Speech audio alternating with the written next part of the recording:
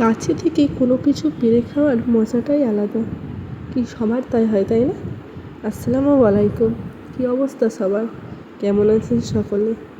আসলে নিজের হাতে প্রথমবার ড্রাগন ফল বা কোনো ফল কেটে খেলাম তো, সেই জন্য আর কি অনুভূতিটা ধরে রাখতে পারলাম না। প্রথম ভিডিওটা স্টার্ট করছি একটি ড্রাগন ফল কাটা নিয়ে, আর তার সঙ্গে সঙ্গে আমার জীবনের কিছু গল্প আপনাদের সঙ্গে শেয়ার করছি। আশা করি আপনাদের সকলের ভালো লাগবে।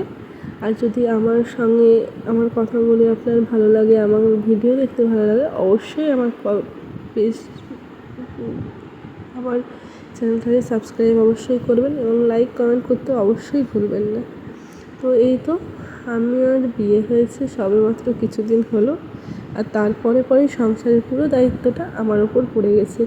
কেননা আমার শাশুড়ির অপারেশন হয়েছে, আর গ্রামে বিয়ে হয়েছে সেহেতু কোনো হেল্পিং হ্যান্ড পাওয়ার আশাটাই বৃথা। আর সেই জন্য সমস্ত ভার দায়িত্ব আমার উপরে। তবে সংসারে বেশি কেউ নেই, রয়েছে মাত্র 6 জন। 2 দেওর, বর, আমি, শ্বশুর আর শাশুড়ি। কিন্তু এখন দেওরাই নেই, 2টো দেওর, দুজনেই বাইরে পড়াশোনা করে, দুজনেই হোস্টেলে রয়েছে। এখন কেউ নেই, তবুও 4 জনের একটা রুগী যেহেতু বাড়িতে আছে, সবাই বুঝতে পারছেন নিশ্চয়ই কতটা কাজ থাকে। তো তবুও কাজ রয়েছে অনেকটাই।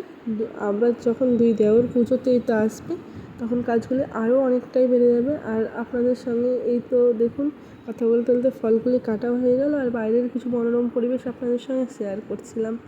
তারপরে এই তো ঘরে নিয়ে চলে এসেছি ফলের প্লেটটি, আর বসে বসে খাচ্ছিলাম। সত্যি বলতে ফলটা এতটা পাকা ছিল যে প্রচুর মিষ্টি, আর খেতে খেতে আমি কখন যে পুরো প্লেটটা খেতেই চলেছিলাম আমি বুঝতেই পারিনি। তারপর আমার বর বলে, কী গো, আমার জন্যও তো কিছু রাখো।